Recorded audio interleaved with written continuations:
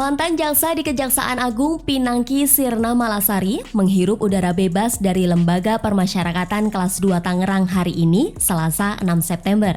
Pinangki mendapat program pembebasan bersyarat dari Direktorat Jenderal Pemasyarakatan Kementerian Hukum dan HAM. Ya, betul, hari ini bebas bersyarat, kata Kabag Humas dan Protokol Ditjenpas Kemenkumham Rika Aprianti, Selasa 6 September.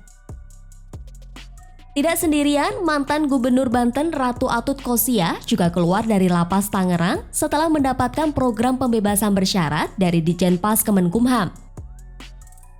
Hari ini tidak hanya beliau Ratu Atut Khosia, kita bebas bersyaratkan juga Pinangki, Mirawati Basri, dan Desi Aryani, ucap Kepala Divisi Permasyarakatan Kanwil Banten Mas Jono, Selasa 6 September.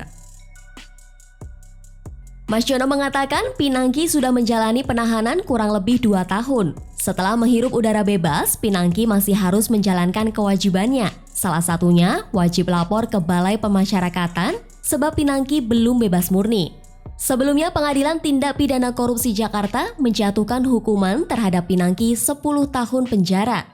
Pinangki terbukti melakukan 3 perbuatan pidana, yaitu terbukti menerima suap sebesar $500 dari terpidana kasus Kesi Bank Bali Joko Chandra.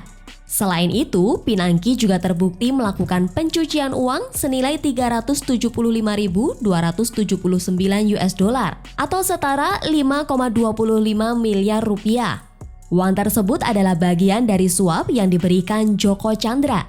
Di tingkat banding, hukuman Pinangki dipangkas menjadi 4 tahun penjara. Jaksa tidak mengajukan upaya kasasi atas putusan Pengadilan Tinggi DKI Jakarta tersebut.